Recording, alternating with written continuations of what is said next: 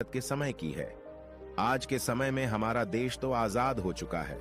हम स्वतंत्र हैं, कहीं भी और जा सकते हैं, लेकिन हमारा मन स्वतंत्र नहीं है, वह हमेशा गुलाम बना रहता है। हम शारीरिक रूप से तो स्वतंत्र हैं, लेकिन मानसिक रूप से हम गुलाम होते जा रहे हैं। मानसिक पीड़ा से हम ज्यादा परेशान रहते हैं। तो आज की यह सच्ची घटना आपके दिमाग की गुलामी को अवश्य दूर कर देगी। आपके दिमाग में हो रही उथल पुथल को शांत कर देगी। आपका शांत मन शांत हो जाएगा। दोस्तों, एक बार की बात है, निचले हिमालय की पहाड़ियों में बसे एक छोटे से गांव में निर्मल नाम का एक जवान युवक रहता था। निर्मल अपने गुस्सैल स्वभाव और शांत मन के लिए पूरे गांव में प्रसिद्ध था। वह बहुत ही गुस्से वाला युवक था। उसका मन एक जगह पर कभी टिकता ही नहीं था। उसका मन हर समय विचारों से भरा रहता था। विचारों के इस तूफान ने उसके मन को पूरी तरह से अशांत कर रखा था। शांति तो जैसे उसके जीवन से गायब ही हो गई थी। वह हर समय अपने विचारों में खोया रहता था और एक तनावपूर्ण जीवन जी रहा था।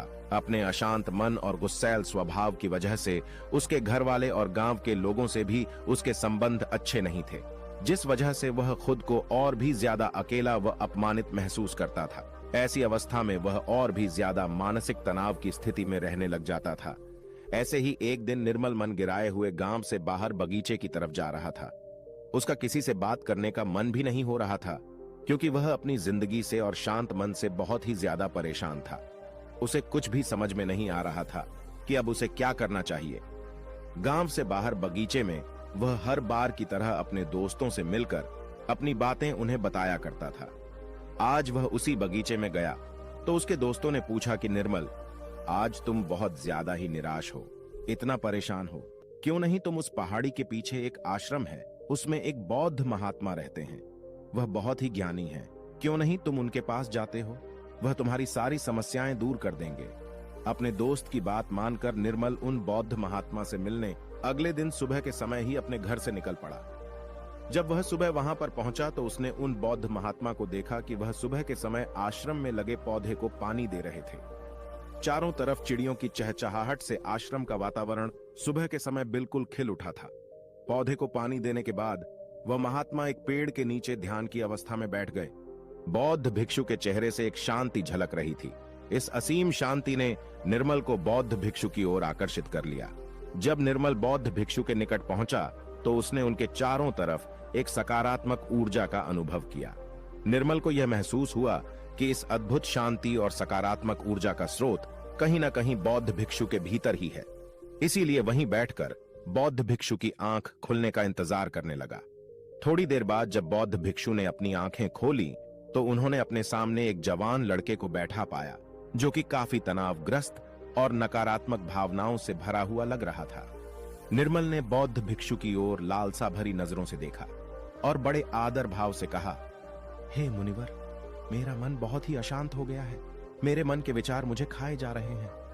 मैं एक क्षण के लिए भी शांति का अनुभव नहीं कर पा रहा हूं। इस वजह से हर समय मैं बहुत ही गुस्से में रहता हूं।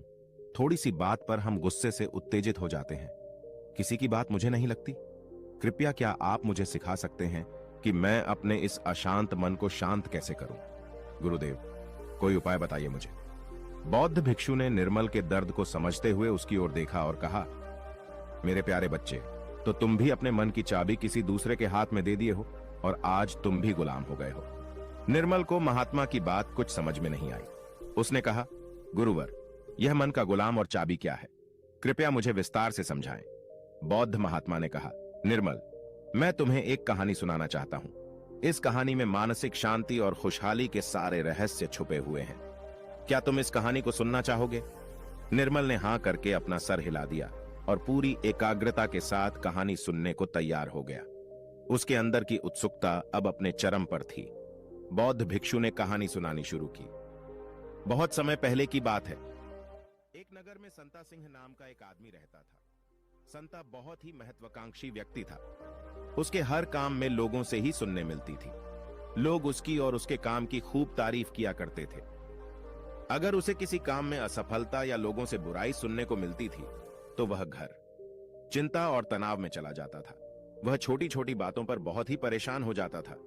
उसका मानना था कि सफलता और भौतिक संपत्ति उसे मनचाहा सुख देती है, लेकिन संता सिंह जितना ही सफलता और तारीफ के पीछे भागता रहता था, वह उतनी ही गहरी मानसिक तनाव में डूबता जा रहा था। जब उसके काम की कोई तारीफ नहीं करता था तो वह बहुत ही ज्यादा परेशान हो जाता था। एक दिन अचानक ही उसका सामना उस समय की एक बहुत ही प्रसिद्ध बौद्ध भिक्षु से हुआ जिनका नाम महाकौशल था। महाकौशल अपने हजारों शिष्यों को ध्यान साधना की शिक्षा दिया